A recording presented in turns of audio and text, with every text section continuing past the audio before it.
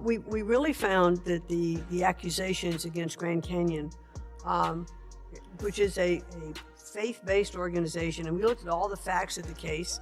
I am familiar And- with and the my staff university. really- My question is, how are those students going to be made whole if you are not allowing the university to pay the fines?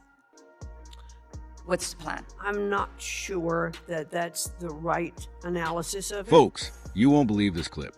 Representative Ilhan Omar, someone who's built a career criticizing America's institutions, decides to lecture Education Secretary Lynn McMahon on fraud and ethics. The irony is unreal. Omar comes in hot, convinced she's got a gotcha moment over a fine involving a Christian university. But watch how McMahon handles it. Calm, composed, and locked into the facts. While Omar interrupts and grandstands, McMahon stays steady. And that's where this gets rich. Omar preaching about fraud when her own record raises plenty of questions. Let's roll the clip, because Ilhan Omar may be the last person in Washington who should be pointing fingers. I recognize now the gentlelady from Minnesota, Ms. Omar. Thank you, Chairman, and thank you, Madam Secretary, for being here with us. Is it fair to assume that you are aware that when a student loan borrower is defrauded by a school, that there is a provision in law called the borrower defense? Yes, I am. Okay. It is a straightforward concept. A student should not be forced to repay loans to schools that lied to them. We know that millions of federal grants and loans go out the door while students are left with education that is not worthy. So I was actually surprised a few weeks ago when your department quietly rescinded $37 million fine that was placed against Grand Canyon University. Can you explain why that happened? Let me think for a second. Review my notes on that because there were a couple of things I wanted to make sure I covered with you. We really found that the accusations against Grand Canyon, which is a faith-based organization, and we looked at all the facts of the case. I am familiar with the my staff university. really- My question is, how are those students going to be made whole if you are not allowing the university to pay the fines? What's the plan? I'm not sure that that's the right analysis of it, but I will look into it further and get back to you. And you'll give me back a writing? Yes, I will. Writing? Okay. Because we know that, you know, the president in whom you serve had a fraudulent university called Trump University, and he himself settled 3 lawsuits before becoming president. We know that there are roughly 1.4 million borrowers who have been approved for a borrower defense discharge and are still waiting for that process. How are you clearing out that backlog? In terms of the borrowed defense funds, Uh-huh. you know, there are lists of that. I'll be happy to get back to you with those numbers. Okay. And while those students wait, can you give us a commitment that you are not going to collect that debt?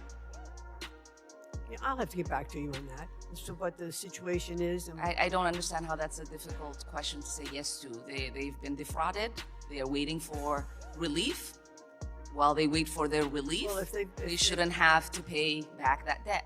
well, if they've been defrauded and it's been adjudicated that they've been defrauded, then I'll get back to you as to what the time frame is and why there's a holdup if there is. Okay. I'm not sure as I sit here right now.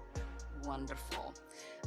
There was, I know that you've been questioned a lot on IDEA and its funding. I won't relitigate those questions. I just have 2 particular questions to address, or 2 areas to address. We know that the IDEA, that you have gotten rid of the legal team that guides the states in implementation. How are you going to rectify that? I don't know what you mean by we've gotten rid of the legal team. We have had some reduction in force of There was a members. firing of the entire legal team. We have other lawyers in place at the Department of Education, and we are The fully. entire team full- that was for IDEA has been fired. So how are you addressing that?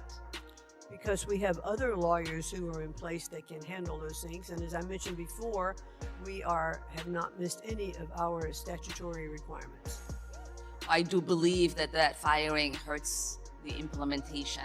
We also know that you have gutted the Office of Civil Rights when there is already investigation backlog.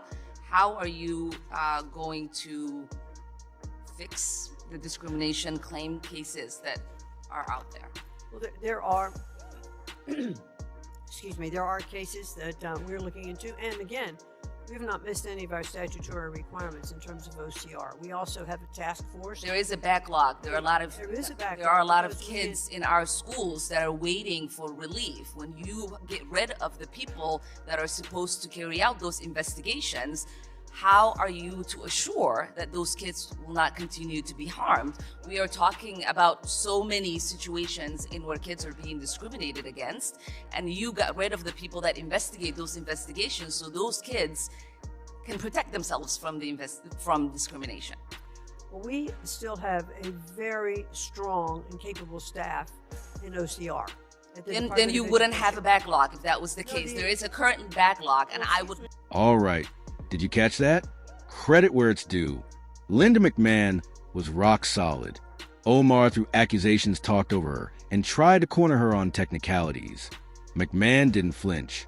She explained that the Department of Education reviewed the facts around Grand Canyon University and found the claims didn't hold up. That's called due process, something the squad seems to struggle with. You don't punish people just because you dislike their beliefs. But here's the real issue. Omar's audacity. She keeps hammering on fraud and ethics, yet ignores the controversies swirling around her own career. Campaign money routed to her husband's consulting firm. Ongoing questions about campaign practices in her district. Personal and immigration-related controversies that never seem to get clear answers. If anyone else had that many red flags, they'd be under constant scrutiny. Instead, she attacks the system. Our schools are institutions, the country itself. To Omar, America is always the villain. Racist, corrupt, broken beyond repair. Yet, this is the same country that gave her the opportunity to rise to Congress. At some point, people get tired of the nonstop condemnation. Linda McMahon is there to do a job, restore accountability, and focus in education. Ilhan Omar is there for viral clips and outrage politics. If she wants to fight fraud, she should start at home before lecturing everyone else. Let me know in the comments whose side you're on, McMahon's or the squad's. Like, subscribe, and I'll see you next.